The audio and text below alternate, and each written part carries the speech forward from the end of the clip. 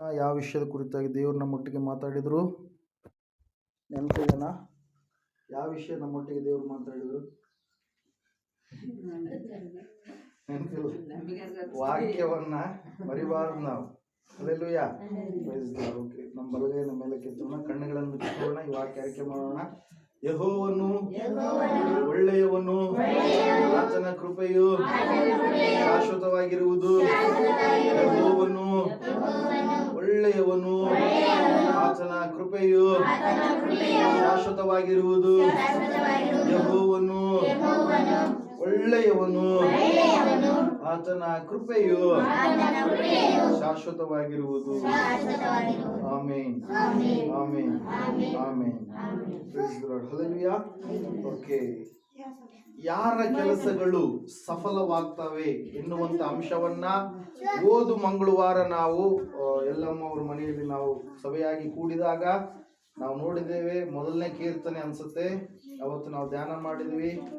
ಯಾವನು ದುಷ್ಟರ ಆಲೋಚನೆಯಂತೆ ನಡೆಯದೆ, ಪಾಪಾತ್ಮರ ಮಾರ್ಗದಲ್ಲಿ ನಿಂತುಕೊಳ್ಳದೆ, ಧರ್ಮ ನಿಂದಕರೊಡನೆ ಕೂತುಕೊಳ್ಳದೆ, ಯೆಹೋವನ ಧರ್ಮಶಾಸ್ತ್ರದಲ್ಲಿ ಆನಂದಿಸುವವನಾಗಿ ಹಗಲಿರುಳು ಅದನ್ನೇ ಧ್ಯಾನಿಸುತ್ತಿರುವವನು ಅವನು ಎಷ್ಟೋ ಧನ್ಯನು ಎಂಬುದಾಗಿ. ಹಲ್ಲೆಲೂಯಾ. Praise the Lord. ಆ ಅಂಶಗಳನ್ನು ನಾವು ನೋಡಿದ್ವಿ. ಹಲ್ಲೆಲೂಯಾ.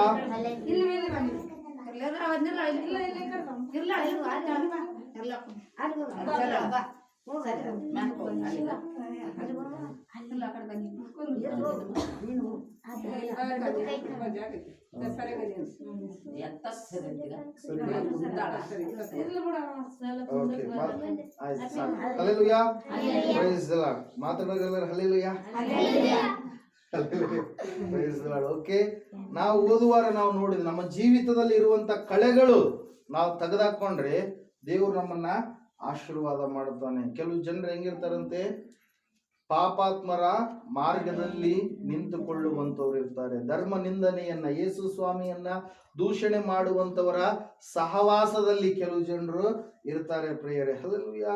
ಆ ಎಲ್ಲ ಅಂಶಗಳು ಈ ತರ ಇರಲಾರದೆ ನೀವು ಇದ್ರೆ ನಿಮ್ಮ ಕಾರ್ಯಗಳೆಲ್ಲ ಸಫಲವಾಗುತ್ತೆ ಎಂಬುದಾಗಿ ಓದುವಾರ ನಾವು ನೋಡಿದ್ವಿ. ಯಾವಾಗ ಗೊಬ್ಬರ ಹಾಕ್ತೀವಿ ನಾವು ಹೊಲಕ್ಕೆ, ಕಳೆಯೆಲ್ಲ ತೆಗೆದ ಮೇಲೆ ನಮ್ಮ ಜೀವಿತದಲ್ಲಿ ಯಾವುದು ಕಳೆಯಾಗಿದೆಯೋ ಆ ಕಳೆ ನಮ್ಮ ಜೀವಿತದಿಂದ ನಾವು ತೆಗೆದುಹಾಕಿಕೊಳ್ಳಬೇಕು. ಪ್ರಿಯರೇ, ಸೃಷ್ಟಿಕರ್ತನ ಒಬ್ಬಾತನೇ, ದೇವರು ಒಬ್ಬಾತನೇ, ಆತನು ಯೇಸು ಸ್ವಾಮಿ ನರಾವತಾರಿಯಾಗಿ ಬಂದಿರುವಂತ ದೇವರು ಆತನೊಬ್ಬಾತನೇ ಎಂಬುದಾಗಿ ನಾವು ತಿಳಿದುಕೊಳ್ಳಬೇಕು. ಹಲ್ಲೆಲೂಯಾ.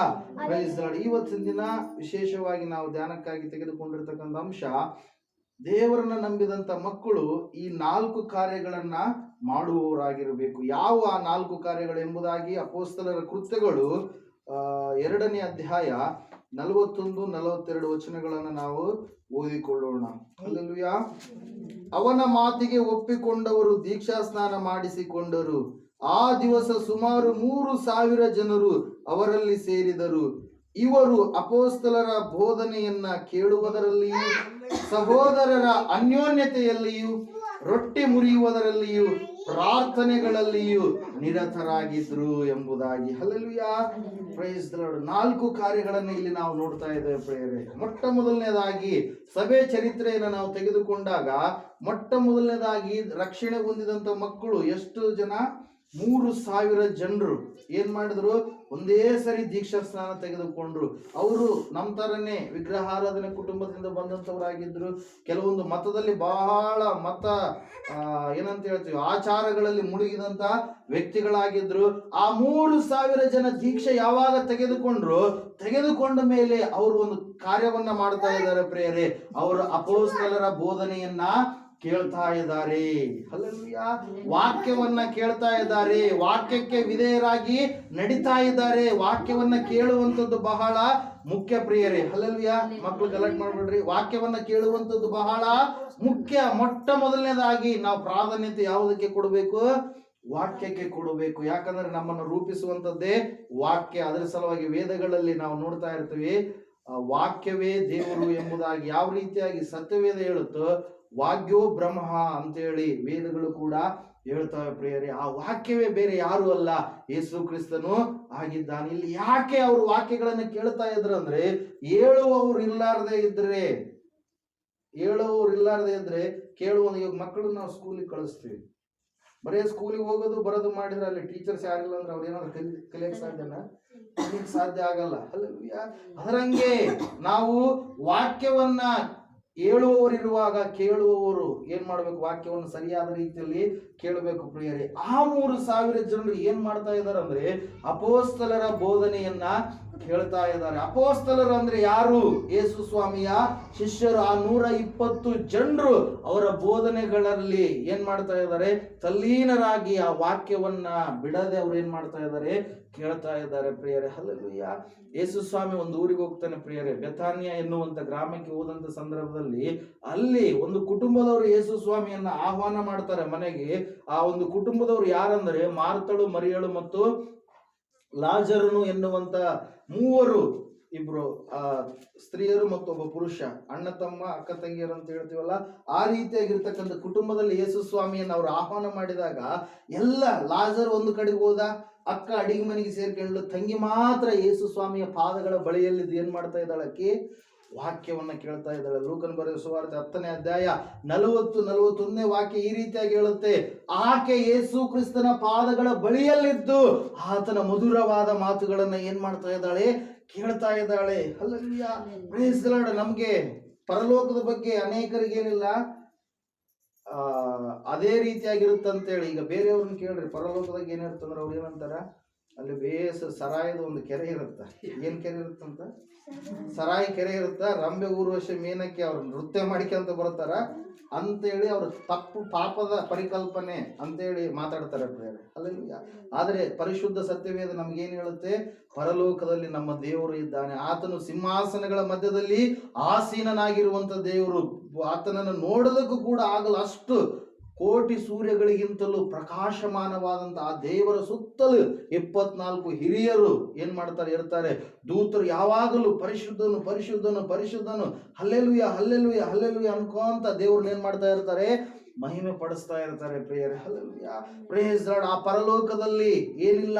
ಕೊರತೆ ಇಲ್ಲ. ಆ ಪರಲೋಕದಲ್ಲಿ ಹಸಿವೆ ಇಲ್ಲ, ಬಾಯಾರಿಕೆ ಇಲ್ಲ, ನೀರಡಿಕೆ ಇಲ್ಲ, ಎಲ್ಲ ಸಮೃದ್ಧಿ ಇದೆ ಆ ಪರಲೋಕದಲ್ಲಿ. ಅದು ಹೆಂಗ್ ಮಾಡಿರುವಂತ ಪಟ್ಟಣ? ಅದು ಬಂಗಾರದಿಂದ ಮಾಡಿರುವಂತ ಪಟ್ಟಣ ಪ್ರಿಯರೇ. ಇಲ್ಲಿ ವಾಕ್ಯ ಯೇಸು ಸ್ವಾಮಿ ಹೇಳ್ತಾ ಇರ್ಬೇಕಾದ್ರೆ ಮರಿಯಳು ವಾಕ್ಯವನ್ನ ಏನ್ ಮಾಡ್ತಾ ಇದ್ದಾಳೆ? ಕೇಳ್ತಾ ಇದ್ದಾಳೆ ಪ್ರಿಯರ. ಆದ್ರೆ ಮಾರ್ತಳು ಮನೆಯ ವಿಷಯದಲ್ಲಿ ಏನಾಗಿದ್ದಾಳೆ? ಗಡಿಬಿಡಿಯಲ್ಲಿ ಇದ್ದಾಳೆ. ಲಾಜರ್ನು ಒಂದು ಕಡೆಗೆ ಹೋಗಿದ್ದಾನೆ. ಹಲ್ಲೆಲೂಯಾ. ದೇವರು ವಾಕ್ಯ ಹೇಳುತ್ತೆ, ವಾಕ್ಯಕ್ಕೆ ಮೊದಲನೇದಾಗಿ ನಾವು ಏನ್ ಮಾಡ್ಬೇಕು? ಪ್ರಾಧಾನ್ಯತೆ ಕೊಡಬೇಕು. ರಕ್ಷಣೆ ಹೊಂದಿದೀಯಾ? ನಿಜ. ದೀಕ್ಷಾ ಸ್ನಾನ ಹೆಂಗ್ ತಗೊಂಡಿದೀಯಾ? ಕೆಲವೊಬ್ರು ಮುಳುಗು ದೀಕ್ಷಾ ಸ್ನಾನ ತಗೊಳ್ಳಲ್ಲ ಪ್ರಿಯರೇ. ಹಲ್ಲೆಲೂಯಾ. ಏನು ಸಿಂಪರಣೆ ಅದ್ರ ಬೈಬಲ್ನಾಗ ಎಲ್ಲಿ ಇಲ್ಲ. ಅದು ಬೈಬಲ್ನಾಗ ಇಲ್ಲ ಅಂದ್ರಪ್ಪ ಅಂದ್ರೆ ಅದೇನದು ಮನುಷ್ಯರು ಮಾಡಿರುವಂಥದ್ದು ಅಂತೇಳಿ ನಾವು ತಿಳ್ಕೊಬಹುದು. ಹಲ್ಲೆಲೂಯಾ. ಆ ಮುಳುಗು ದೀಕ್ಷಾ ಸ್ನಾನ ತೆಗೆದುಕೊಂಡ ಮೇಲೆ ಮೊಟ್ಟ ಮೊದಲನೇದಾಗಿ ನೀನು ರಕ್ಷಣೆ, ನೀನು ನಂಬುತ್ತೀಯ ಯೇಸು ಸ್ವಾಮಿಯನ್ನ, ಮುಳುಗು ದೀಕ್ಷಾ ಸ್ನಾನ ತಗೊಂತೀಯ. ತಗೊಂಡ ಮೇಲೆ ವಾಕ್ಯದಲ್ಲಿ ನೀನು ಬೆಳಿಬೇಕು. ನೀನು ಎಷ್ಟೇ ವರ್ಷ ಆಗಿರ್ಬೋದು, ನೀನು 90 ವರ್ಷಕ್ಕೆ ದೀಕ್ಷಾ ಸ್ನಾನ ತಗೊಂಡ್ರೆ ಅವಾಗ ತಾನೇ ಹುಟ್ಟಿದಂತ ಕೂಸು ನೀನು. ಹಲ್ಲೆಲೂಯಾ. ಅವಾಗ ತಾನೇ ದೇವರಲ್ಲಿ ನೀನು ಹುಟ್ಟಿದಂತ ಕೂಸಾಗಿರ್ತೀವಿ. ಅದ್ರ ಸಲುವಾಗಿ ದೇವರು ವಾಕ್ಯ ಹೇಳುತ್ತೆ ಪ್ರಿಯರೇ, ಈ 3,000 ಜನರು ಏನ್ ಮಾಡ್ತಾ ಇದ್ದಾರೆ? ಅಪೊಸ್ತಲರ ಬೋಧನೆಯನ್ನ ಕೇಳ್ತಾ ಇದ್ದಾರೆ, ವಾಕ್ಯವನ್ನ ಕೇಳ್ತಾ ಇದ್ದಾರೆ. ಕೆಲವು ಜನರು ಹೆಂಗಿರ್ತಾರೆ? ಹಾಡು ಮಾತ್ರ ಹಾಡೋದಕ್ಕೆ ಬಹಳ ಸಮಯ ವ್ಯರ್ಥ ಮಾಡ್ತಾರೆ. ವಾಕ್ಯ ಅಂದ ತಕ್ಷಣ ಆಯ್ತು ಹೊರಗಡೆ ಹೋಗ್ಬಿಡ್ತಾರೆ. ಕೆಲವು ಜನ ಹೆಂಗಿರ್ತಾರೆ? ವಾಕ್ಯನ ಕೇಳಲ್ಲ. ನಮ್ಮನ್ನ ಬದಲಾಯಿಸುವಂಥದ್ದು ಯಾವುದು? ವಾಕ್ಯ. ಹಾಡು ಬೇಕು. ಹಾಡು ಎದಕ್ಕಾಗಿ ಬೇಕು? ದೇವರನ್ನು ಮಹಿಮೆ ಪಡಿಸೋದಕ್ಕೆ. ವಾಕ್ಯ ಯಾವುದಕ್ಕಾಗಿ ಬೇಕು? ನಮ್ಮ ಜೀವಿತಗಳನ್ನ ಕಟ್ಟುವುದಕ್ಕಾಗಿ. ಇಲ್ಲಿ ನಾವು ನೋಡ್ತಾ ಇದ್ದೀವಿ 3,000 ಜನರು ವಾಕ್ಯವನ್ನ ಕೇಳುವುದಕ್ಕಾಗಿ ಏನ್ ಮಾಡಿದ್ದಾರೆ? ಕೂಡಿ ಬಂದಿದ್ದಾರೆ. ಅವರು ತಲ್ಲೀನರಾಗಿದ್ದಾರೆ, ಬಿಡ್ತಾ ಇಲ್ಲ. ಕೆಲವು ಜನರು ಹೆಂಗಿರ್ತಾರೆ? ಕ್ರಿಸ್ಮಸ್ಗೆ ಅಷ್ಟೇ ಮಂದಿರಕ್ಕೆ ಹೋಗ್ತಾ ಇರ್ತಾರೆ. ಇನ್ನು ಕೆಲವು ಜನರು ಗುಡ್ ಫ್ರೈಡೆ ಬಂದ್ರೆ ಅಷ್ಟೇ ಮಂದಿರಕ್ಕೆ ಹೋಗ್ತಾ ಇರ್ತಾರೆ. ಇನ್ನು ಕೆಲವು ಜನರು ಮಂದಿರದಾಗ ತಾಳೆ ಮದುವೆ ಇರುತ್ತಲ್ಲ ಆ ಟೈಮ್ನಾಗ ಅಷ್ಟೇ ಹೋಗ್ತಾರ. ಕ್ರಿಸ್ಮಸ್ ಇಲ್ಲ, ಗುಡ್ ಫ್ರೈಡೆ ಅವ್ರು ಹೊರಗನೆ ಇರ್ತಾರೆ. ಒಳಗಡೆ ಹೋಗಿ ಕೂತ್ಕೊಳ್ಳೋದಿರಲ್ಲ, ವಾಕ್ಯ ಕೇಳುವಂಥದ್ದು ಕೂಡ ಇರೋದೇ ಇಲ್ಲ ಪ್ರಿಯರೇ. ಹಲ್ಲೆಲೂಯಾ. Praise the Lord. ಆದ್ರೆ ಇಲ್ಲಿ ದೇವರು ವಾಕ್ಯ ಹೇಳ್ತಾ ಇದೆ ಏನಂತೇಳಿ? ವಾಕ್ಯವನ್ನ ಕೇಳಬೇಕು. ಅಪೊಸ್ತಲರ ಬೋಧನೆ ಏನಿದೆ? ಸೃಷ್ಟಿಕರ್ತನಾಗಿರುವಂತ ದೇವರು ನರ ಅವತಾರಿಯಾಗಿ ಈ ಭೂಲೋಕಕ್ಕೆ ಬಂದಿದ್ದಾನೆ. ಆತನು ಯಾರಾಗಿದ್ದಾರೆ? ಯೇಸು ಕ್ರಿಸ್ತನಾಗಿದ್ದಾನೆ. ತಂದೆ, ಕುಮಾರ, ಪರಿಶುದ್ಧಾತ್ಮ ದೇವರು, ತ್ರಿಯೇಕ ದೇವರು. ಆತನು ಒಬ್ಬಾತನಾಗಿ ಎಲ್ಲಿಗೆ ಬಂದಿದ್ದಾನೆ? ಭೂಲೋಕಕ್ಕೆ ಬಂದಿದ್ದಾನೆ. ನಮ್ಮ ರೀತಿಯಲ್ಲಿ ಆತನು ಏನಾಗಿದ್ದಾನೆ? ಮಾನವನಾಗಿ ಅವತರಿಸಿ ಜನ್ಮ ತಾಳಿದ್ದಾನೆ ಪ್ರಿಯರೇ. ಹಲ್ಲೆಲೂಯಾ. ಆದಿಕಾಂಡ 6ನೇ ಪುಸ್ತಕದಲ್ಲಿ ನಾವು ನೋಡ್ತೀವಿ, ದೇವರು ಏನ್ ಮಾಡಿದಂತೆ ಯಾಕಾದ್ರೂ ನಾನು ಮನುಷ್ಯರನ್ನ ಉಂಟು ಮಾಡಿದ್ದೇನೆ, ನನ್ನ ಆತ್ಮ ಇವರಲ್ಲಿ ಇರಬಾರದು ಅಂತೇಳಿ 900,000 ವರ್ಷಗಳ ಸಮೀಪಕ್ಕೆ ಬದುಕುವಂತ ಜನರು ಆಯುಷ್ಯನ ದೇವ್ರು ಏನ್ ಮಾಡಿದ್ರು? 120 ವರ್ಷಕ್ಕೆ ಇಳಿಸಿದ್ರು. ಎಷ್ಟು ವರ್ಷ? 120 ವರ್ಷ. ಮೋಶೆ ಹೇಳ್ತಾನೆ, ಬಲ ಹೆಚ್ಚಿದರೆ 80, ಇಲ್ಲಾಂದ್ರೆ 70 ವರ್ಷಕ್ಕೆ ಜನರು ಏನಾಗ್ತಾರೆ? ತೀರಿ ಹೋಗ್ತಾರೆ ಅಂತೇಳಿ. ಇವಾಗಿನ ದಿನಗಳಲ್ಲಿ ಹೊಸದಾದಂತ ರೋಗಗಳು ಬರ್ತಾ ಇದಾವೆ. 70-80 ವರ್ಷ ಅಲ್ಲ, 40-50 ವರ್ಷಕ್ಕೆ ಜನರು ಏನಾಗ್ತಾ ಇದ್ದಾರೆ? ಸಾಯ್ತಾ ಇದ್ದಾರೆ. ಪ್ರೇಯರ್ ದೇವ್ರ ವಾಕ್ಯ ಹೇಳುತ್ತೆ, ದೇವರು ನೊಂದುಕೊಂಡ ಮನುಷ್ಯರನ್ನ ಉಂಟು ಮಾಡಿದ್ದಕ್ಕಾಗಿ. ಯಾಕಂದ್ರೆ ಮನುಷ್ಯರು ದೇವರನ್ನ ನೋಡ್ತಾ ಇಲ್ಲ. ಯಾರನ್ನ ನೋಡ್ತಾ ಇದ್ದಾರೆ? ಮನುಷ್ಯರು ತಂದಿರತಕ್ಕಂಥ ಆಚಾರ ಸಂಪ್ರದಾಯಗಳನ್ನ ನೋಡ್ತಾ ಇದ್ದಾರೆ. ಮನುಷ್ಯರು ಮಾಡಿದಂತ ವ್ಯರ್ಥವಾಗಿರ್ತಕ್ಕಂಥ ಕಾರ್ಯಗಳನ್ನ ನೋಡ್ತಾ ಇದ್ದಾರೆ. ಅವ್ರು ಏನ್ ಮಾಡ್ತಾ ಇಲ್ಲ? ದೇವರನ್ನ ನೋಡ್ತಾ ಇಲ್ಲ. ಪ್ರೇರಿ ವಾಕ್ಯ ಏನು ಮಾಡುತ್ತಂದ್ರೆ ಸರಿಯಾದ ಮಾರ್ಗದಲ್ಲಿ ನಡೆಸುತ್ತೆ, ಸತ್ಯವನ್ನ ತಿಳಿಸುತ್ತೆ, ಅಸತ್ಯವನ್ನ ದೂರ ಮಾಡುತ್ತೆ. ಈ 3,000 ಜನರು ಮೊದಲನೇದಾಗಿ ಎಲ್ಲಿದ್ರು? ಅವರು ಅಸತ್ಯದಲ್ಲಿದ್ರು, ಪಾಪದಲ್ಲಿದ್ರು, ಭಯಂಕರವಾಗಿರ್ತಕ್ಕಂಥ ಕಾರ್ಯಗಳನ್ನು ಮಾಡುವಂತವ್ರು ಆಗಿದ್ರು. ಆದ್ರೆ ಯಾವಾಗ ರಕ್ಷಣೆ ಹೊಂದಿದ್ರು? ಅವಾಗ ಅವರು ಜೀವಿತಗಳನ್ನು ಯಾವುದರ ಮೇಲೆ ಕಟ್ಟಿಕೊಳ್ತಾ ಇದ್ದಾರೆ? ವಾಕ್ಯದ ಮೇಲೆ ಕಟ್ಟಿಕೊಳ್ತಾ ಇದ್ದಾರೆ. ಪ್ರೇರ ದೇವರ ವಾಕ್ಯ ತಿಳಿಸ್ತಾ ಇದೆ, ಅವರ ಅಪೋಸ್ತಲರ ಬೋಧನೆಯನ್ನ ಕೇಳುವುದರಲ್ಲಿ ಅಂತೇಳಿ ಕೇಳ್ತಾನೇ ಇದ್ದಾರೆ. ನಾವೇನು ಮುಂಜಾನೆ ಎದ್ದ ತಕ್ಷಣ ಏನ್ ಮಾಡ್ತೀವಿ? ಟೀ ಕುಡಿತೀವಿ. ಎಲ್ಲ ಫ್ರೆಶ್ ಅಪ್ ಆದ್ಮೇಲೆ ಏನ್ ಮಾಡ್ತೀವಿ? ಟೀ ಕುಡಿತೀವಿ. ಅದರಂಗೆ ವಾಕ್ಯ ನಮಗೇನಾಗಿದೆ? ಆಹಾರ ಆಗಿದೆ ಎಂಬುದಾಗಿ ದೇವ್ರ ವಾಕ್ಯ ತಿಳಿಸುತ್ತೆ. ಪ್ರಿಯರೇ, ಅದ್ರ ಸಲ ಯೇಸು ಸ್ವಾಮಿಯನ್ನ ಶೋಧಕನು ಶೋಧಿಸುವುದಕ್ಕೆ ಬಂದಂತ ಸಮಯದಲ್ಲಿ ಯೇಸು ಸ್ವಾಮಿ ಹೇಳ್ತಾನೆ ಏನಂತೇಳಿ? ಈ ಬಂಡೆಯನ್ನ ರೊಟ್ಟಿ ಮಾಡ್ಕೊಂಡು ತಿನ್ನು ಅಂತೇಳಿ ಸೈತಾನನು ಹೇಳಿದಾಗ, ಮನುಷ್ಯನು ರೊಟ್ಟಿ ಮಾತ್ರದಿಂದ ಬದುಕುವುದಿಲ್ಲ, ದೇವರ ಬಾಯಿಂದ ಬರುವ ಪ್ರತಿಯೊಂದು ಮಾತಿನ ವಿಷಯವಾಗಿ ಮನುಷ್ಯನು ಬದುಕುತ್ತಾನೆ ಎಂಬುದಾಗಿ. ವಾಕ್ಯದಲ್ಲಿ ಏನಿದೆ ಪ್ರಿಯರೇ? ಜೀವ ಇದೆ, ಶಕ್ತಿ ಇದೆ, ಬಿಡುಗಡೆ ಇದೆ, ಸ್ವಸ್ಥತೆ ಇದೆ, ಸಮಾಧಾನ ಇದೆ, ಆರೋಗ್ಯ ಇದೆ. ಆ ವಾಕ್ಯವೇ ನಮ್ಮ ಜೀವಿತಗಳನ್ನ ಕಟ್ಟುವಂತದ್ದಾಗಿದೆ. ಮೊದಲನೇದಾಗಿ ನಾವು ಪ್ರಾಧಾನ್ಯತೆ ಯಾವುದಕ್ಕೆ ಕೊಡಬೇಕು? ದೇವರ ಒಂದು ವಾಕ್ಯಕ್ಕೆ ಕೊಡಬೇಕು ಪ್ರಿಯರೇ. ಹಲ್ಲೆಲೂಯ.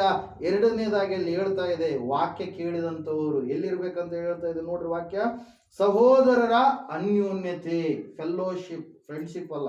ಯಾವ್ದಿದು? ಫೆಲ್ಲೋಶಿಪ್ ಅಂದ್ರೆ ಅನ್ಯೋನ್ಯತೆ. ನಾವು ದೇವರ ಅನ್ಯೋನ್ಯತೆಗಾಗಿ ಕರೆಯಲ್ಪಟ್ಟಂತವರಾಗಿದ್ದೇವೆ. ಫ್ರೆಂಡ್ಶಿಪ್ ಅಂದ್ರೆ ದುಡ್ಡಿದ್ದಾಗ ಮಾಡ್ತಾರ. ಹಲ್ಲೆಲೂಯ. ಏನೋ ಕಷ್ಟ ಬಂದಾಗ ಫ್ರೆಂಡ್ಶಿಪ್ ಏನಾಗುತ್ತಾ? ಬಿದ್ದು ಹೋಗುತ್ತಾ. ಆದ್ರೆ ಫೆಲ್ಲೋಶಿಪ್, ಅನ್ಯೋನ್ಯತೆ ಎನ್ನುವಂಥದ್ದು ಎಂದಿಗೂ ಕೂಡ ಬಿದ್ದು ಹೋಗೋದಿಲ್ಲ ಪ್ರಿಯರೇ. ಅದರ ಸಲುವಾಗಿ ಫೆಲ್ಲೋಶಿಪ್ ಅಂದ್ರೆ ಏನು? ಸಹವಾಸ. ಏನು ಫೆಲ್ಲೋಶಿಪ್ ಅಂದ್ರೆ? ಸಹವಾಸ. ಈಗ ನಾವು ಸಹವಾಸದಲ್ಲಿದ್ದೇವೆ ಅಂದ್ರೆ ಒಬ್ರಿಗೊಬ್ರು ನಮ್ಗೆ ಪರಿಚಯ ಇದೆ, ಒಬ್ರಿಗೊಬ್ರು ಜೀವಿತಗಳ ಬಗ್ಗೆ ನಮಗೆ ಅವಗಾಹನೆ ಇದೆ, ಒಬ್ರಿಗೊಬ್ರು ನಾವು ದೇವರನ್ನ ತಿಳಿದುಕೊಂಡಂತವರಾಗಿದ್ದೇವೆ. ದೇವರ ಒಂದು ಸಹವಾಸದಲ್ಲಿ ನಾವು ಇರಬೇಕು. ದೇವರ ಸಹವಾಸವನ್ನು ತಪ್ಪಿ ನಾವು ನಡಿಬಾರದು ಪ್ರಿಯರೇ. ದೇವರ ವಾಕ್ಯ ಹೇಳುತ್ತೆ, ಮೊದಲನೇದಾಗಿ ವಾಕ್ಯ ಕೇಳಿದಾಗ ಅವ್ರು ಏನ್ ಮಾಡ್ತಾ ಇದ್ರು? ಸಹವಾಸದಲ್ಲಿ ಇರ್ತಾ ಇದ್ರು. ಯಾವ ರೀತಿಯಾಗಿ ನೀವು ಅಡಿಗೆ ಮಾಡ್ತಾ ಇರ್ತೀರಿ, ಮಾಡ್ತಾ ಇರ್ಬೇಕಾದ್ರೆ ಒಂದು ಕಟ್ಟಿಗೆನ ಎತ್ತಿ ಇಟ್ರೆ ಆ ಕಟ್ಟಿಗೆ ಏನಾಗುತ್ತೆ? ಕೆಂಡ ಏನಾಗುತ್ತೆ? ಆರೋಗುತ್ತೆ. ಹಲ್ಲೆಲೂಯ. ಸಹವಾಸದಿಂದ ದೂರ ಇದ್ರೆ ನೀನ್ ಏನಾಗ್ಬಿಡ್ತೀಯಾ? ತಣ್ಣಗಾಗ್ಬಿಡ್ತೀಯ. ಸಹವಾಸದಿಂದ ದೂರ ಇದ್ರೆ ನೀನ್ ಏನಾಗ್ಬಿಡ್ತೀಯ? ಭಕ್ತಿಯಲ್ಲಿ ಏನಾಗ್ತೀಯ? ಮುಂದೆ ಹೋಗೋಕೆ ಸಾಧ್ಯ ಆಗಲ್ಲ. ಹಲ್ಲೆಲೂಯ. 4 ಜನರಲ್ಲಿ ಇದ್ದಾಗ, ಸಹವಾಸದಲ್ಲಿದ್ದಾಗ, ಮಂದಿರದಲ್ಲಿದ್ದಾಗ, ಆವಾಗ ನಿನ್ನ ಸಹವಾಸ ಏನ್ ಮಾಡುತ್ತೆ? ನಿನ್ನನ್ನ ಮೇಲಕ್ಕೆ ತರುತ್ತೆ ಪ್ರಿಯರೇ. ಹಲ್ಲೆಲೂಯ. ವಾಕ್ಯ ಇರಬೇಕು. ಎರಡನೇದಾಗಿ ಅನ್ಯೋನ್ಯತೆ ಇರಬೇಕು. ಹಲ್ಲೆಲೂಯ.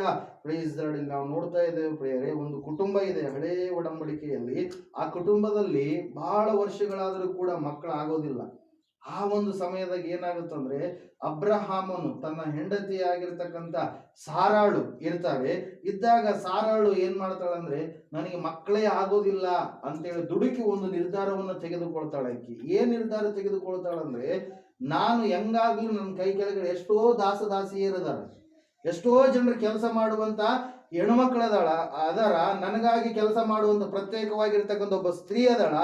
ಆಕೆಯನ್ನ ನಾನೇನ್ ಮಾಡೋಣ? ನನ್ನ ಗಂಡನಿಗೆ ಮದುವೆ ಮಾಡಿಕೊಳ್ಳೋಣ ಅಂತೇಳಿ ಏನ್ ಮಾಡ್ತಾಳೆ? ಸಾರಳು ಒಂದು ನಿರ್ಧಾರವನ್ನ ತೆಗೆದುಕೊಳ್ತಾಳೆ ಪ್ರಿಯ. ನಿರ್ಧಾರ ಏನಂದ್ರೆ, ಕೆಲಸ ಮಾಡುವಂತ ದಾಸಿಯನ್ನ ತನ್ನ ಯಜಮಾನನಿಗೆ ಹೆಂಡತಿಯನ್ನಾಗಿ ಮಾಡ್ತಾಳೆ ಪ್ರಿಯರೇ. ಆಕೆ ಯಾರು? ನಿಮಗೆಲ್ಲರಿಗೂ ಗೊತ್ತು. ಯಾರಕ್ಕೆ? ಹಾಗರಳು ಅಂತೇಳಿ. ಹಲ್ಲೆಲೂಯಾ.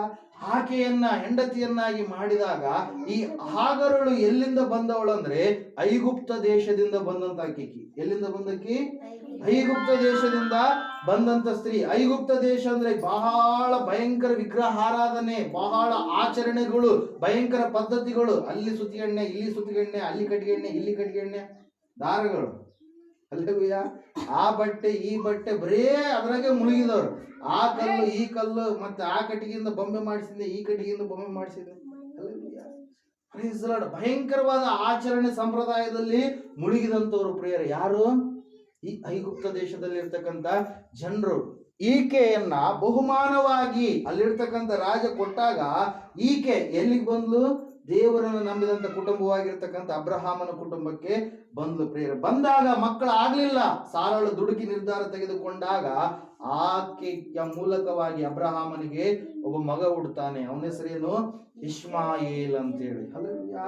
ಇಷ್ಮಾಯೇಲ್ ಸಂತಾನ ಅಂದ್ರೆ ಇವತ್ತಿನ ದಿನ ಎಲ್ಲ ನಾವು ನೋಡ್ತಾ ಇದ್ದೇವೆ, ಮುಸ್ಲಿಮರು, ಆ ಮುಸ್ಲಿಮರೆಲ್ಲರೂ ಕೂಡ ಇಷ್ಮಾಯೇಲರ, ಅಬ್ರಹಾಮನ ಮೂಲಕವಾಗಿ ಹುಟ್ಟಿದಂತವರಾಗಿದ್ದಾರೆ ಪ್ರಿಯರೇ. ಹಲ್ಲೆಲೂಯಾ. ಆ ಸಮಯದಲ್ಲಿ ಏನಾಗುತ್ತಂದ್ರೆ ಈಕೆ ಮಗು ಹುಟ್ಟಿದ ಮೇಲೆ, ಮಗು ಹುಟ್ಟೋದಕ್ಕಿಂತ ಮುಂಚಿತವಾಗಿ ತನ್ನ ಯಜಮಾನಿ ಆಗಿರ್ತಕ್ಕಂಥ ಸಾರಳಿಗೆ ಒಳ್ಳೆ ರೀತಿಯಾಗಿರ್ತಕ್ಕಂಥ ಕೆಲಸ ಕಾರ್ಯಗಳು ಮಾಡ್ತಾ ಇರ್ತಾಳೆ. ಒಳ್ಳೆ ಒಳ್ಳೆ ಅಡಿಗೆಗಳು ಮಾಡಿಕೊಳ್ತಾ ಇರ್ತಾಳೆ. ತಗ್ಗಿ ಬಗ್ಗಿ ನಡೀತಾ ಇರ್ತಾಳೆ. ಯಾವಾಗ ಸಾರಳು ದುಡುಕಿ ನಿರ್ಧಾರ ತೆಗೆದುಕೊಂಡಾಗ, ಮಗು ಹುಟ್ಟಿದಾಗ, ಅವಾಗ ಈ ರಾಹಾಬಳು ಈ ಹಾಗರಳು ಏನ್ ಮಾಡ್ತಾ ಇದ್ದಾಳಂದ್ರೆ, ನನಗೆ ಮಗು ಹುಟ್ಟಿತು, ನಿನಗೆ ಮಗು ಹುಟ್ಟಿಲ್ಲ ಅಂತೇಳಿ ಸಿಟ್ ಮಾಡೋದಕ್ಕೆ ಪ್ರಾರಂಭ ಮಾಡ್ತಾಳೆ. ನಾನೇ ಯಜಮಾನಿ ಅನ್ನುವಂತ ರೀತಿಯಲ್ಲಿ ಇರೋದಕ್ಕೆ ಪ್ರಾರಂಭ ಮಾಡ್ತಾಳೆ ಪ್ರಿಯರೇ. ಯಾಕೆ ಈ ವಿಷಯ ಹೇಳ್ತಾ ಇದ್ದೀನಿ ಅಂದ್ರೆ, ಆ ಸಮಯದಲ್ಲಿ ಏನಾಗುತ್ತಂದ್ರೆ ಈಕೆಗೆ ಬಹಳ ನೋವಾಗುತ್ತೆ. ಅಯ್ಯೋ, ನನ್ನ ಗಂಡ, ನನಗೆ ಇಷ್ಟವಾಗಿರುವಂತ ಗಂಡ, ನಾನು ನನ್ನ ಗಂಡನನ್ನ ಸುಮ್ಮನೆ ಒಬ್ಬ ಸ್ತ್ರೀಗೆ ನಾನು ಕೊಟ್ಟು ಬಿಟ್ಟೆ ಅಂತೇಳಿ ಆಕೆ ಬಹಳ ನೋವನ್ನು ಅನುಭವಿಸ್ತಾಳೆ. ಯಾಕೆ ಹೇಳ್ರಿ ನೋವು ಅನುಭವಿಸ್ತಾಳೆ? ಆಕಿ ಇಷ್ಮಾಯೇಲನೇ ನನ್ನ ಮಗ ಅಂತೇಳಿ ಆಕೆ ಅನ್ಕೊಂಡಿದ್ಲು. ಆದ್ರೆ ದೇವ್ರು ಏನಂತ ಹೇಳಿದ್ದ? ಖಂಡಿತವಾಗಿ ನಿನಗೆ ಸಂತಾನವನ್ನ ನಾನು ಕೊಡುತ್ತೀನಿ ಅಂತೇಳಿ. ಮೊನ್ನೆ ನೀವು ಟಿವಿ ನ್ಯೂಸ್ ನೋಡಿದಂಥವ್ರು ಗೊತ್ತಿರುತ್ತ, ಗುಂಟೂರಲ್ಲಿ ಅವ್ರದ್ದು ಸ್ವಂತ ವಿಜಯವಾಡ ಗುಂಟೂರು ಹಾಸ್ಪಿಟ್ಲಲ್ಲಿ 74 ವರ್ಷದ ಮುದೇಕೆ ಆಡದಾಳ. ಇಲ್ಲ, ಹೆಣ್ಮಕ್ಳು, ಇಬ್ಬರು ಹೆಣ್ಮಕ್ಳು, 74 ವರ್ಷ. ಮಂಗಾಯಮ್ಮ ಅಂತೇಳಿ ಅವ್ರ ಹೆಸರು. ಅಲ್ಲೆಲ್ಲೂಯ್ಯ, ಮಂಗಾಯಮ್ಮ ಆಯಮ್ಮನ ಹೆಸರು. ಇಲ್ಲಿ ನಾವು ನೋಡ್ತಾ ಇದ್ದೇವೆ, ದೇವ್ರ ವಾಕ್ಯ ಹೇಳ್ತಾ ಇದೆ, ಸಾರಾಳಿಗೆ ದೇವರು ಹೇಳಿದ, ಅಬ್ರಹಾಮನನ್ನ ಕರೆದಾಗ ದೇವರು ಹೇಳಿದ ಏನಂತೇಳಿ? ಸಂತಾನವನ್ನು ನಾನು ನಿನಗೆ ಕೊಡ್ತೀನಿ ಅಂತೇಳಿ. ಆದರೆ ದುಡುಕಿ ನಿರ್ಧಾರ ತೆಗೆದುಕೊಂಡಿರ್ತಕ್ಕಂಥ ಯಜಮಾನಿ ಆ ದಾಸಿಯಾಗಿರ್ತಕ್ಕಂಥ ಹಾಗರಳನ್ನ ತೆಗೆದುಕೊಂಡು ಬಂದಾಗ ಹಾಗರಳು ಏನ್ ಮಾಡ್ತಾ ಇದ್ದಾಳೆ? ಸಿಟ್ಟು ಮಾಡ್ತಾ ಇದ್ದಾಳೆ ಪ್ರೇರ. ಆ ಸಮಯದಾಗ ಏನಾಗುತ್ತಂದ್ರೆ, ಯಾವಾಗ ಅಬ್ರಹಾಮ್ ಹೇಳ್ತಾನೆ, ಆಕೆ ನಿನ್ ಕೈಯಾಗದಾಳ, ನೀನ್ ಏನಾದ್ರೂ ಮಾಡಂತೇಳಿ ಹೇಳಿದಾಗ ಅವಾಗ ಏನ್ ಮಾಡ್ತಾರಂದ್ರೆ ಆ ಒಂದು ಕುಟುಂಬದಿಂದ ದೂರ ತಳ್ತಾರೆ. ಯಾರನ್ನ? ಹಾಗರಳನ್ನ. ಹಾಗರಳನ್ನ ಏನ್ ಮಾಡ್ತಾರೆ? ದೂರ ತಳ್ತಾರೆ. ಯಾಕೆ ದೂರ ತಳ್ತಾರೆ?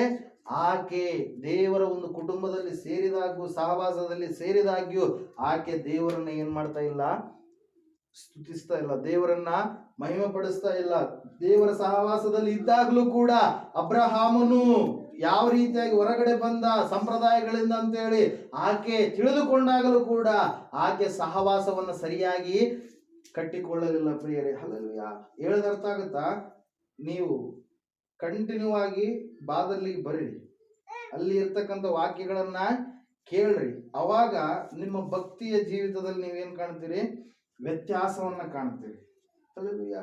ಒಂದು ಸಹವಾಸದ ಬಗ್ಗೆ ನಾ ಮಾತಾಡ್ತಾ ಇರೋದು ಅಂದ್ರೆ ಬಾದಲಿಗೆ ಬರ್ಬೇಕಂತಲ್ಲ.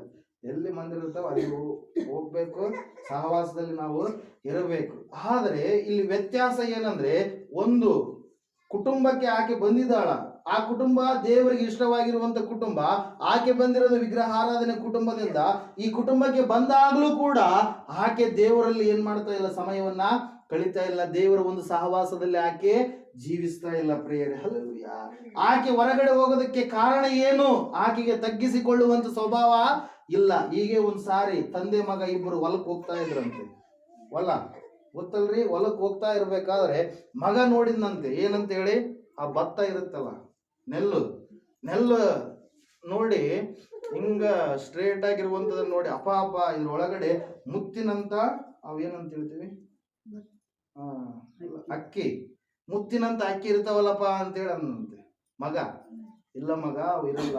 ಅಕ್ಕಿ ಯಾವಾಗ ಆಗುತ್ತಂದ್ರೆ ನೆಲ್ಲು ಯಾವಾಗ ಕೆಳಗಡೆ ಹಿಂಗ ಬಾಗಿದಾಗ, ನೆಲ್ಲು ಯಾವಾಗ ಹಿಂಗ ಬಾಗುತ್ತೋ ಬಾಗಿದಾಗ ಒಳಗಡೆ ಒಳ್ಳೆಯ ಅಕ್ಕಿ ಇರುತ್ತೆ. ಅಂದ್ರೆ ಯಾರು ತಮ್ಮನ್ನ ತಾವು ತಗ್ಗಿಸಿಕೊಳ್ತಾರೋ ಅವರಿಗೆ ಬೆಲೆ ಎನ್ನುವಂಥದ್ದು ಏನಿರುತ್ತೆ, ಹೆಚ್ಚಿರುತ್ತೆ ಪ್ರಿಯರೇ. ಹಲ್ಲೆಲೂಯಾ. ಬೆಲೆ ಯಾವಾಗ ಹೆಚ್ಚಾಗುತ್ತೆ ಒಬ್ಬ ಮನುಷ್ಯಂದು?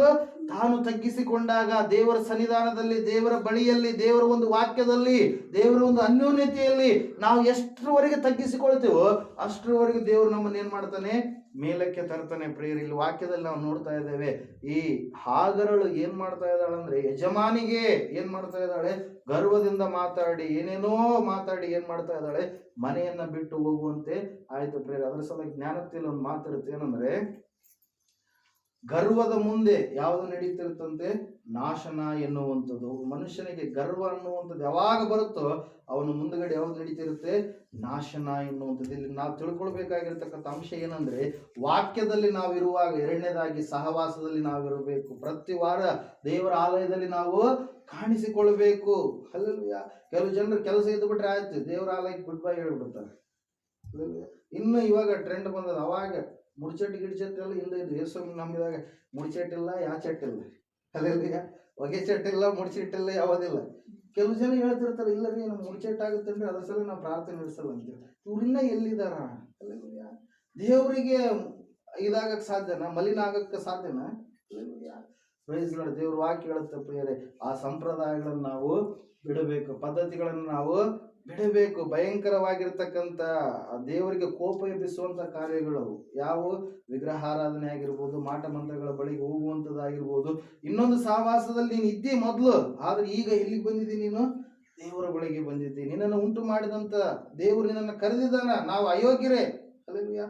ನಾನೇ ಪರಿಶುದ್ಧ ಅಂತೇಳಿ ಯಾರಾದ್ರೂ ಹೇಳ್ಕೊಳಕ್ ಸಾಧ್ಯನಾ? ಎಲ್ಲ ತಾಯಿ ಗರ್ಭದಲ್ಲಿರುವಾಗಲೇ ನಾವು ಪಾಪಿಗಳಾದಂಥವ್ರು. ಆದರೆ ದೇವರ ವಾಕ್ಯ ಹೇಳುತ್ತೆ, ಆತನ ಪ್ರೀತಿಯ ನಿಮಿತ್ತವಾಗಿ, ಸಹೋದರಿ ಆಡಾಡಿದ್ರಲ್ರಿ, ಪ್ರೀತಿ ಎಷ್ಟು ಒಳ್ಳೆಯ ಪ್ರೀತಿ. ಆತ ಬರಲಾರದೆ ಇದ್ದಿದ್ರೆ ನಾವೇನಾಗ್ತಾ ಇದ್ದೀವಿ, ನಾಶವಾಗ್ತಾ ಇದ್ದೀವಿ. ದೇವ್ರ ವಾಕ್ಯ ಹೇಳ್ತಾ ಇದೆ. ಎರಡನೇದಾಗಿ ಅನ್ಯೋನ್ಯತೆ ಇಲ್ಲಿರಬೇಕು, ಸಹವಾಸದಲ್ಲಿ ನಾವು ಇರಬೇಕು. ಸಹವಾಸದಲ್ಲಿ ಇರಲಾರ್ದೆ ಇದ್ರೆ ನಾವೇನಾಗ್ತೀವಿ, ದೇವರಿಂದ ದೂರ ಆಗುವಂತ ಚಾನ್ಸಸ್ ಬಹಳ ಇರುತ್ತೆ ಪ್ರಿಯರು. ಮೂರನೇದಾಗಿ ನಾವು ನೋಡೋಣ, ರೊಟ್ಟಿ ಮುರಿಯುವುದರಲ್ಲಿಯೂ. ಅನೇಕರಿಗೆ ಇವತ್ತಿನ ದಿನ ದೀಕ್ಷೆ ತಗೊಂಡಿರ್ತಾರ, ಕರ್ತನ ಭೋಜನ ತಗೊಳ್ಳೋದು ಏನಾಯ್ತಪ್ಪ ಅಂತೇಳಿ ಅಂತಿರ್ತಾರೆ. ಕೆಲವೊಂದು ಸಭೆ ದೀಕ್ಷೆ ತಗೊಂಡಿರ್ತಾರ, ರೊಟ್ಟಿ ಮುರಿಯೋದರಲ್ಲಿ ಅವ್ರು ಏನ್ ಮಾಡಲ್ಲ, ಪಾಲ್ಗೊಳ್ಳೋದೇ ಇಲ್ಲ. ಹಲ್ಲೆಲೂಯಾ. ರೊಟ್ಟಿ ಮುರಿಯುವುದರಲ್ಲಿ ಪಾಲ್ಗೊಳ್ಳೋದಿಲ್ಲ ಅಂದ್ರೆ ದೇವ್ರ ವಾಕ್ಯ ಹೇಳುತ್ತೆ, ಕಡೇ ದಿನದಲ್ಲಿ ನಾನು ಅವ್ರನ್ನ ಎಬ್ಬಿಸ್ತೀನಿ. ಯಾರು ಎಬ್ಬಿಸ್ತಾನಂತ ದೇವರು? ಯೋಹಾನ ಬರೆದ ಸುವಾರ್ತೆ 6ನೇ ಅಧ್ಯಾಯ ತೆಗೆದು ಒಂದ್ಸಾರಿ.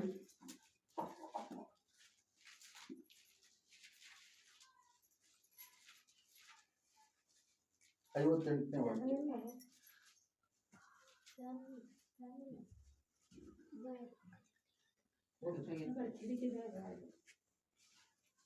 ಐವತ್ನಾಲ್ಕನೇ ವಾಕ್ಯ ಹೋದ್ರಿ.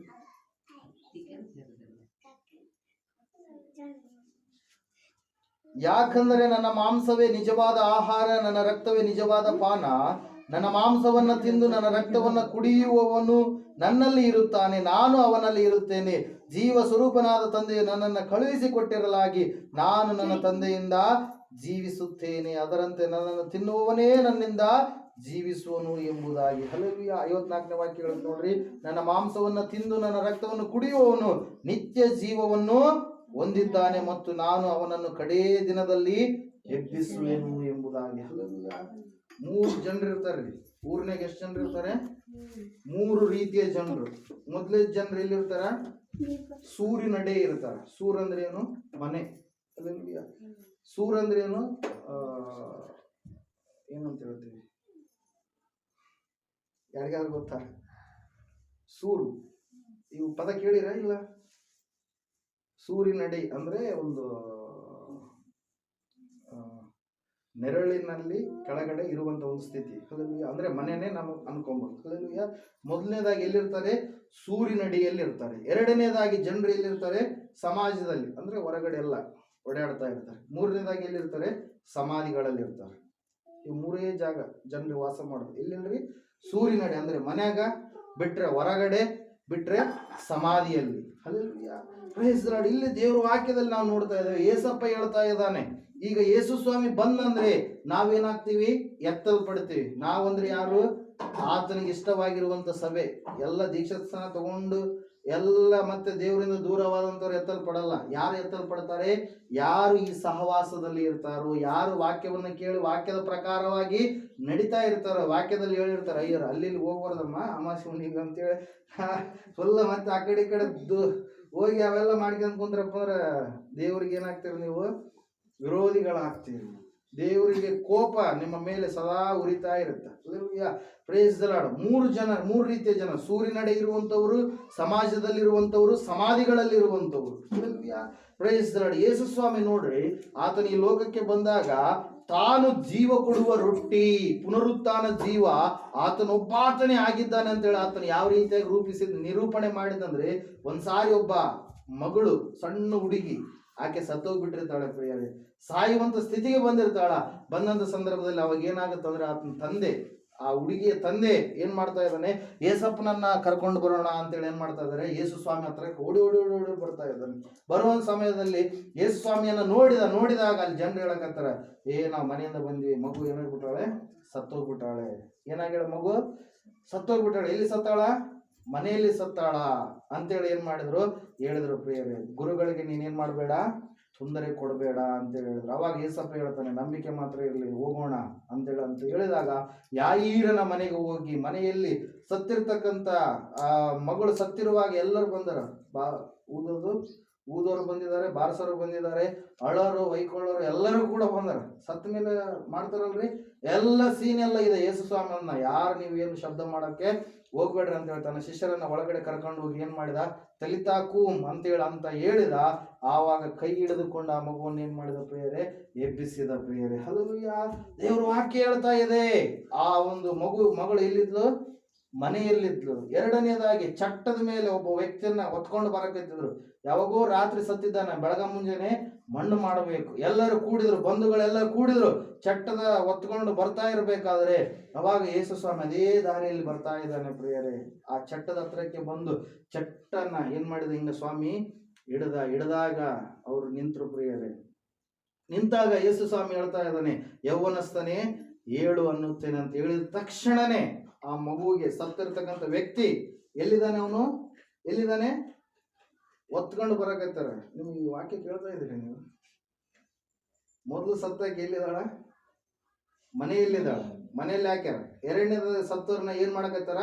ಚಟ್ಟದ ಮೇಲೆ ದಾರಿ ಹೊತ್ಕೊಂಡು ಹೋಗಕತ್ತಾರ. ಎರಡನೇದಾಗಿ ಸತ್ತ ಸಂದರ್ಭದಲ್ಲಿ ದಾರಿಯಲ್ಲಿ ಹೋಗ್ತಾ ಇರ್ಬೇಕಾದ್ರೆ ಅವಾಗ ಯೇಸು ಸ್ವಾಮಿ ಏನ್ ಮಾಡಿದ್ರ? ನಿನ್ನನ್ನ ಏಳು ಅನ್ನುತ್ತೇನೆ ಯೌವನಸ್ಥನ ಅಂತ ಹೇಳಿದಾಗ ಆ ಹುಡುಗ ಸಡನ್ ಆಗಿ ಎದ್ದು ಕೂತ್ಕೊಂಡ ಪ್ರೇರ. ಮೂರನೇದಾಗಿ ಸತ್ತು ಸಮಾಧಿಯಲ್ಲಿಟ್ಟಾರೆ. ಎಷ್ಟು ದಿನಗಳಾಯ್ತು? 4 ದಿನ ಆಯ್ತು. ಎಲ್ಲಿ? ಮನೆಯಲ್ಲಿದ್ದವ್ರನ್ನ, ಸಮಾಜದಲ್ಲಿದ್ದವ್ರನ್ನ, ಮತ್ತೆ ಸಮಾಧಿಗಳಲ್ಲಿರುವಂತವ್ರನ್ನ. ಯೇಸು ಸ್ವಾಮಿ ಏನ್ ಮಾಡಿದ? ಲಾಜರನೇ ಹೊರಗೆ ಬಾ ಅಂತೇಳಿ ಶಬ್ದವಾಗಿ ಹೇಳಿದಾಗ ಲಾಜರ ಏನ್ ಮಾಡಿದ? 4 ದಿವಸಗಳ ಮೇಲೆ ಎದ್ದು ಹೊರಗಡೆ ಬಂದ ಪ್ರಿಯರೇ. ಹಲ್ಲೆಲೂಯಾ. Praise the Lord. ದೇವರ ವಾಕ್ಯದಲ್ಲಿ ನಾವು ನೋಡ್ತಾ ಇದ್ದೇವೆ, ಯೇಸು ಸ್ವಾಮಿಯ ದೇಹವನ್ನ ನಾವು ತಿನ್ನಲಾರದೆ ಇದ್ರೆ ನಾವು ಎದ್ದೊಳಕ್ಕೆ ಸಾಧ್ಯ ಇಲ್ಲ. ಹಲ್ಲೆಲೂಯಾ. ಯಾರು ಕರ್ತನ ಭೋಜನ ಸಂಸ್ಕಾರದಲ್ಲಿ ಪಾಲ್ಗೊಳ್ಳೋದಿಲ್ವೋ, ವಾಕ್ಯ ಕೇಳ್ತೀರಿ ನಿಜ, ಮತ್ತೆ ಸಹವಾಸದಲ್ಲಿದ್ದೀರಿ ನಿಜ, ಮತ್ತೆ ಕರ್ತನ ಭೋಜನದಲ್ಲಿ ನೀವು ಇಲ್ಲ ಅಂದ್ರೆ ನೀವೇನಾಗಲ್ಲ, ಪರಲೋಕ ರಾಜ್ಯವನ್ನ ಕಾಣೋದಿಲ್ಲ. ಯಾಕಂದ್ರೆ ನೀವು ಅನ್ಯರಲ್ಲ, ನೀವು ಯಾರಾಗಿದ್ದೀರಿ? ಸ್ವಜನರಾಗಿದ್ದೀರಿ. ಯೇಸು ಸ್ವಾಮಿಯನ್ನ ತಿಳಿದುಕೊಂಡಂತವರಾಗಿದ್ದೀರಿ, ಸುವಾರ್ತೆಯನ್ನ ಕೇಳಿದಂತವರಾಗಿದ್ದೀರಿ prayer. Hallelujah. Praise the Lord. ಅದರ ಸಲುವಾಗಿ ದೇವರ ವಾಕ್ಯ ಹೇಳ್ತಾ ಇದೆ, ಯೇಸು ಸ್ವಾಮಿಯ ದೇಹವನ್ನ, ಆತನ ರಕ್ತವನ್ನ ನಾವೇನ್ ಮಾಡ್ಬೇಕು? ಕುಡಿಯುವವರಾಗಬೇಕು. ಕೆಲವು ಜನರು ತಪ್ಪಾಗಿ ತಿಳ್ಕೊಂಡ್ರು, ಯೇಸು ಸ್ವಾಮಿ ದೇಹವನ್ನ ಆತನ ಹೆಂಗ್ ತಿನ್ನಕ್ಕಾಗುತ್ತಾ ಅಂತೇಳಿ 6ನೇ ಯೋಹನ್ ಬರೆದ ಸುವಾರ್ತೆಗ ಎಲ್ಲರೂ ಏನ್ ಮಾಡಿಬಿಟ್ರು? ಹಿಂದಕ್ಕಿಂದಕ್ಕೆ ಹೋಗ್ಬಿಟ್ರು. ಆತನ ದೇಹ ಹೆಂಗ್ ತಿನ್ನಬೇಕು, ಆತನ ರಕ್ತ ಹೆಂಗ್ ಕುಡಿಬೇಕು ಅಂತೇಳಿ ನಿಜ ಅಂತೇಳಿ ಅವ್ರು ಅನ್ಕೊಂಡ್ರು ಪ್ರಿಯರೇ. ಆತನು ಹೇಳಿರುವಂತದ್ದು ಆತ್ಮಿಕವಾದಂತ ಒಂದು ರೀತಿಯಲ್ಲಿ ಪ್ರಿಯರೇ. ಹಲ್ಲೆಲೂಯಾ. ಇವತ್ತಿನ ದಿನ ನೀವಿದ್ದೀರಾ? ವಾಕ್ಯ ಕೇಳ್ತೀರಾ? ಸಹವಾಸದಲ್ಲಿದ್ದೀರಾ? ಮೂರನೇದಾಗಿ ಕರ್ತನ ಭೋಜನವನ್ನ ನೀವು ತೆಗೆದುಕೊಳ್ಳುವವರಾಗಿರಬೇಕು. ಚಿಕ್ಕ ಮಕ್ಕಳಲ್ಲ, ಒಂದು ಸ್ಥಿತಿಗೆ ಬಂದಂತವ್ರು. ಚಿಕ್ಕ ಮಕ್ಕಳು ಕೂಡ ಅವರು ಪರಿಪೂರ್ಣವಾಗಿ ದೇವರನ್ನು ತಿಳಿದುಕೊಂಡ್ರೆ ಬೇಗನೆ ರಕ್ಷಣೆ ಹೊಂದುವಂಥದ್ದು ಬಹಳ ಮುಖ್ಯ ಪ್ರಿಯರೇ. 4ನೇದಾಗಿ ನಾವು ನೋಡ್ತಾ ಇದ್ದೇವೆ, ಈ 3 ಆದ ಮೇಲೆ ಪ್ರಾರ್ಥನೆಗಳಲ್ಲಿ ಅವರು ನಿರತರಾಗಿದ್ರು. ಇವೆಲ್ಲ ಇದ್ದು ಪ್ರಾರ್ಥನೆ ಇಲ್ಲ ಅಂದ್ರೆ ಪ್ರಾರ್ಥನೆ ಅಂದ್ರೆ ಏನ್ರಿ? ವಾಕ್ಯ ಅಂದ್ರೆ ದೇವ್ರು ನಮ್ಮೊಟ್ಟಿಗೆ ಮಾತಾಡುವಂಥದ್ದು. ಪ್ರಾರ್ಥನೆ ಅಂದ್ರೆ ನಾವು ದೇವರೊಟ್ಟಿಗೆ ಮಾತಾಡುವಂಥದ್ದು. Hallelujah, praise the Lord. ಇಲ್ಲಿ ನಾವು ನೋಡ್ತಾ ಇದ್ದೇವೆ, ದೇವರ ವಾಕ್ಯ ಹೇಳ್ತಾ ಇದೆ, ಅವರು ಪ್ರಾರ್ಥನೆ ಮಾಡುವುದನ್ನ ಬಿಡ್ಲಿಲ್ಲ. ರಕ್ಷಣೆ ಹೊಂದಿದೀಯಾ? ಮೂರೊಪ್ಪತ್ತು ಊಟ ಚೆನ್ನಾಗಿ ಮಾಡ್ತಾರೆ. ಕೆಲವು ಜನ ಮೂರೊಪ್ಪತ್ತು ಪ್ರಾರ್ಥನೆ ಮಾಡಲ್ಲ, ದೇವರನ್ನ ಸ್ತುತಿ ಮಾಡಲ್ಲ, ರಾತ್ರಿ ಮಲಗುವಾಗ ದೇವರನ್ನ ನೆನೆಸ್ಕೊಳ್ಳಲ್ಲ. ದೇವ್ರೇ, ಇವತ್ತಿನ ದಿನವೆಲ್ಲ ನೀನು ಕೊಟ್ಟಿದೀಯಾ. ಒಂದು ವೇಳೆ ನೀನು ಸೂರ್ಯನನ್ನು ಕೊಡ್ಲಾರ್ದೆ ಇದ್ದಿದ್ರೆ ಬರೀ ಕತ್ಲೆ ಇರ್ತಾ ಇತ್ತು. ಒಂದು ವೇಳೆ ನೀನು ಈ ಮಳೆಯನ್ನ ಕೊಡ್ಲಾರ್ದೆ ಇದ್ದಿದ್ರೆ ನಮ್ಗೆ ಒಟ್ಟಿಗೆ ಏನಿರ್ತಿದ್ದಿಲ್ಲ, ಆಹಾರನೇ ಇರ್ತಾ ಇರಲಿಲ್ಲ. ಒಂದು ವೇಳೆ ನೀನು ಗಾಳಿ ಕಟ್ ಅಂತ ಹೇಳ್ಬಿಟ್ಟಿದ್ರೆ ಎಲ್ಲ ಬರೀ ಎಣಗಳಿಗೆ ಬಿಡ್ತಾ ಇದ್ದು ಊರಲ್ಲಿ. ದೇವರು ಎಲ್ಲ ಉಚಿತವಾಗಿ ಕೊಡ್ತಾ ಇದ್ದಾರೆ ನಮಗೆ. ಆ ಉಚಿತವಾಗಿ ಕೊಡುವಂತ ದೇವ್ರನ್ನ ಸ್ವಲ್ಪ ಆದ್ರೂ ನೆನ್ಸ್ಕೊಳ್ತೀವ ನಾವು, ಸ್ವಲ್ಪ ಆದ್ರೂ ದೇವ್ರಿಗೆ ಕೃತಜ್ಞತಾ ಸ್ತೋತ್ರಗಳನ್ನು ಸಲ್ಲಿಸ್ತೀವ.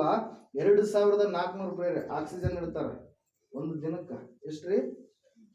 2400. ಅವಾಗಿತ್ತಿನ್ನ ಇವಾಗ ರೇಟ್ ಇನ್ನೂ ಜಾಸ್ತಿ ಆಗಿರ್ಬೋದು. ಒಂದು 3000 ಅಂತೇಳಿ ಅನ್ಕೊಳ್ಳೋಣ. 3000 ದಿನಕ್ಕೆ 3000 ಆಕ್ಸಿಜನ್ ಇಟ್ಟಿರ್ತಾರಲ್ಲ. ಹಾಸ್ಪಿಟ್ಲಾಗ ನೋಡ್ರಿ, ಟಿವಿಯಾಗ ಇವಾಗ ನೋಡಿರ್ತೀರಿ ನೀವು. ಏನು ಹೇಳ್ರಿ, ಉಸಿರು ಆಡೋದು ಬಹಳ ಕ್ರಿಟಿಕಲ್ ಐತೆ ಅಂದ್ರೆ ಏನ್ ಮಾಡ್ತಾರ, ಅವ್ರಿಗೆ ಆಕ್ಸಿಜನ್ ಇಡ್ತಾರ. ಆ ಆಕ್ಸಿಜನ್ ಎದಕ್ಕೆ ಇಡ್ತಾರಂದ್ರೆ ಹೊರಗಿನ ಗಾಳಿ ಅವ್ರಿಗೆ ಏನಾಗ್ತಾ ಇರಲಿಲ್ಲ, ಸರಿಯಾದ ರೀತಿಯಲ್ಲಿ ಸಪ್ಲೈ ಆಗ್ತಾ ಇರಲ್ಲ ಪ್ರೇಯರೆ. ಆದ್ರೆ ಇಲ್ಲಿ ನಾವು ನೋಡ್ತಾ ಇದ್ದೇವೆ, ದೇವರು ನಮ್ಗೆ ಉಚಿತವಾಗಿ ಡೈಲಿ 3000 ಗಾಳಿ ಕೊಡ್ತಾನೆ, ಬೆಳಕು ಕೊಡ್ತಾನೆ. ಕರೆಂಟ್ ಬಿಲ್ ಅಂತ ಕಟ್ತೀರಾ? ಕರೆಂಟ್. ಮತ್ತೆ ಒಂದ್ ವೇಳೆ ಸೂರ್ಯ ಬರಲಿಲ್ಲ ಅಂದಿದ್ರೆ ಬರೇ ಕರೆಂಟ್ನಾಗ ಇರ್ಬೇಕಾಗ್ತತ್ ನಾವು. ಹಲ್ಲೆಲೂಯಾ, ಬರೇ ಬೆಳಕಿನಾಗೆ ಇರ್ಬೇಕಾಗ್ತದೆ. ಹಲ್ಲೆಲೂಯಾ. ಅದಕ್ಕಾಗಿ ದೇವರು ಎಲ್ಲಗಳನ್ನು ಕೊಡ್ತಾನ. ಆತನಿಗೆ ನಾವೇನ್ ಮಾಡ್ಬೇಕು? ಕೃತಜ್ಞತೆಯನ್ನ ಹೇಳಬೇಕು. ದೇವರಿಗೆ ಥ್ಯಾಂಕ್ಸ್ ಹೇಳ್ಬೇಕು. ಒಂದು ಥ್ಯಾಂಕ್ಸ್ ಹೇಳಿದ್ರೆ ಸಾಕು. ಹಲ್ಲೆಲೂಯಾ. ದೇವರೇ, ಇವೆಲ್ಲವುಗಳನ್ನು ಉಚಿತವಾಗಿ ನನ್ನ ಜೀವಿತದಲ್ಲಿ ನೀನು ಒದಗಿಸಿ ಕೊಡ್ತಾ ಇದ್ದೆ, ನಿನಗೆ ಸ್ತೋತ್ರ ಎಂಬುದಾಗಿ. ಹಲ್ಲೆಲೂಯಾ. 4 ಅಂಶಗಳು ಪ್ರೇಯರ್. ಮೊದಲನೇದಾಗಿ ಏನು? ರಕ್ಷಣೆ ಹೊಂದಿದವರು ವಾಕ್ಯ ಕೇಳಬೇಕು. ಎರಡನೇದಾಗಿ ಸಹವಾಸದಲ್ಲಿ ಇರ್ಬೇಕು. ನೀನು ಯಾವ ಸಹವಾಸದಲ್ಲೇನೇ ಇರು, ಯಾವ ಒಂದು ಚರ್ಚಿಗನ ಹೋಗು, ಆದ್ರೆ ಕರೆಕ್ಟ್ ಆಗಿ ನೀನು ಹೋಗ್ತಾ ಇರಬೇಕು, ಸಹವಾಸದಲ್ಲಿರ್ಬೇಕು. ಮೂರನೇದಾಗಿ ಹೆಂಗಿರ್ಬೇಕು?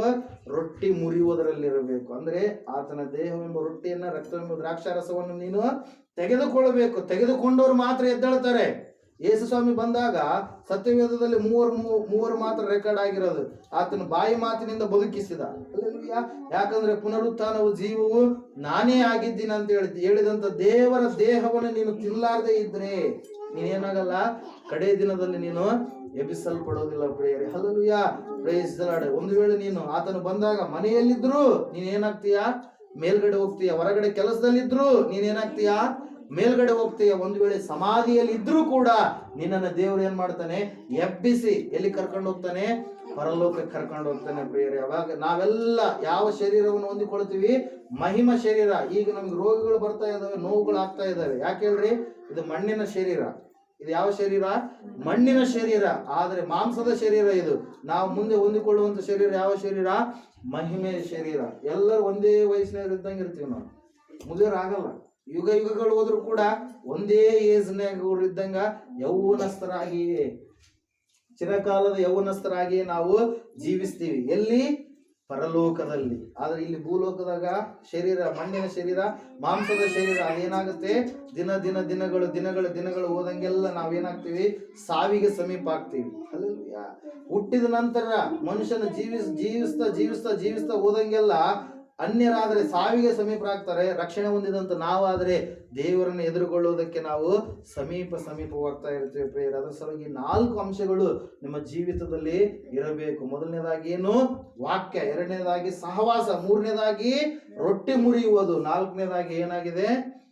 ಪ್ರಾರ್ಥನೆ ಮಾಡುವಂಥದ್ದನ್ನು ನಾವು ಯಾರು ಕೂಡ ಮರಿಬಾರದು. ಮುಂಜಾನೆ ಎದ್ದ ತಕ್ಷಣ ನಾವು ಪ್ರಾರ್ಥನೆ ಮಾಡೋಣ. ಮಕ್ಕಳು ಕೊಟ್ಟಿದ್ರೆ ಮಕ್ಕಳಿಗಾಗಿ ಪ್ರಾರ್ಥನೆ ಮಾಡ್ರಿ. ಮಕ್ಕಳು ಕೊಡ್ಲಾರ್ದಿದ್ರೆ ಖಂಡಿತವಾಗಿ ನೀನು ಕೊಡುವ ದೇವರೇ ಆಗಿದೆಯಾ. ಸತ್ಯವೇದದಲ್ಲಿ ಅನೇಕರ ವಿಷಯದಲ್ಲಿ ನೀನೇನು ಮಾಡಿದೆಯಾ? ಕಾರ್ಯ ಮಾಡಿದೆಯಪ್ಪ.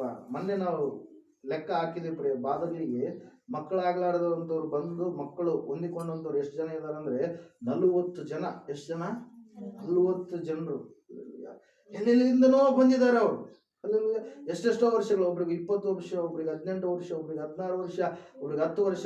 ಈ ಒಂದು 2019ರಲ್ಲಿ 5 ಜನರಿಗೆ ದೇವರು ಕಾರ್ಯ ಮಾಡೋಣ.